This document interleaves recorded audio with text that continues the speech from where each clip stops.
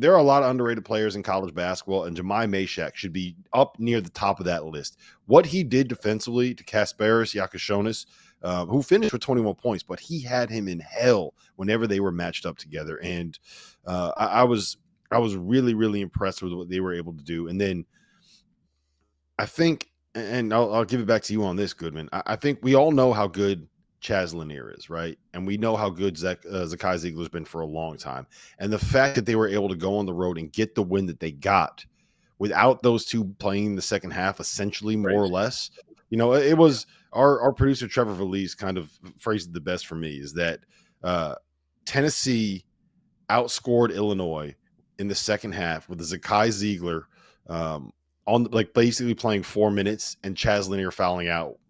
I think he got his fourth foul with 7:56 left and came back in and played for like 30 seconds and then got his fifth foul. So they basically didn't have those two down the stretch, and they were able to win that game on the road in front of that crowd. It's just a really, really, really impressive win against an Illinois team who, let's call it like it is. They're one of the top 25 teams in America. They're talent-wise, they're probably one of the top 10 teams in America. Talent-wise. Now, again, their best players, their highest upside players are still very young to college basketball. Not necessarily young, but young to college basketball. I thought, again, there were a couple things there. To me, Milicic was awesome down the stretch. He was terrific on the glass especially. And then you had a couple plays that I'm sure Brad Underwood would love to have back, right? Those sideline out of bounds, the out of bounds plays. The one that was thrown back into the backcourt, to Kasparis that gave him no shot really to make a play. There was another one coming out of a timeout. So, those were a couple plays that I'm sure and the other one is, do you call a timeout at the end? Do you call a timeout? He did not call a timeout at the end, and obviously we saw what happened with Gainey just going coast to coast. Yeah, I don't mind not calling the timeout there.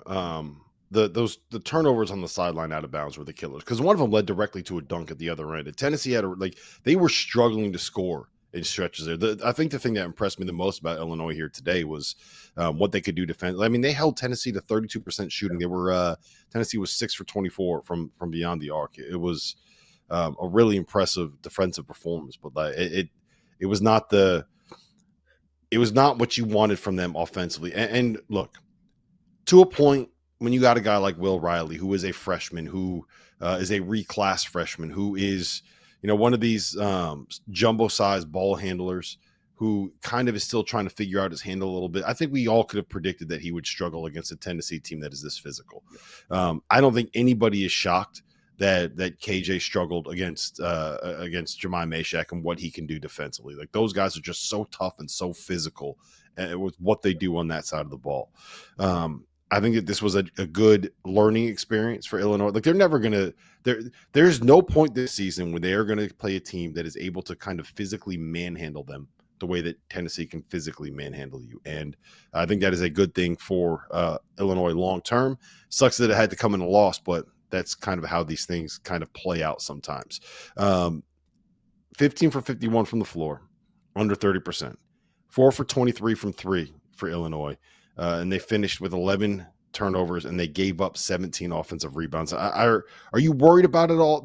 Is there anything bigger picture you can take away from this for Illinois?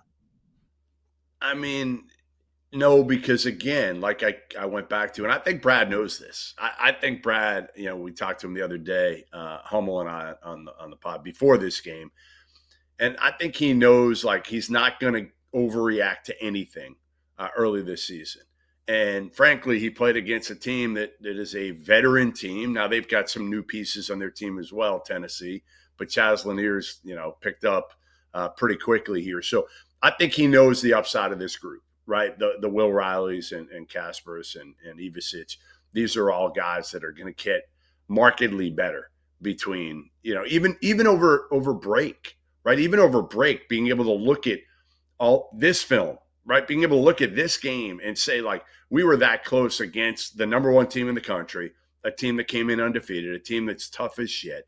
And we were right there. And honestly, we're one play away from winning.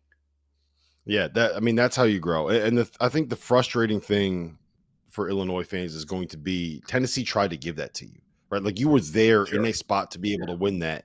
And it was the 2 turnovers on the sideline out of bounds. You had a missed free throw from Kasparis there. It just, there's going to be a lot of moments where you look back and have the woulda, coulda, shoulda feeling if you are Illinois, if you're Brad Underwood, if you're kind of looking back at this. So I'm not a big believer in moral victories, but I think that this is the kind of thing where you can say, look, this is great for our upside. This is great for what we can be long term. It's a great sign for where Illinois is trending.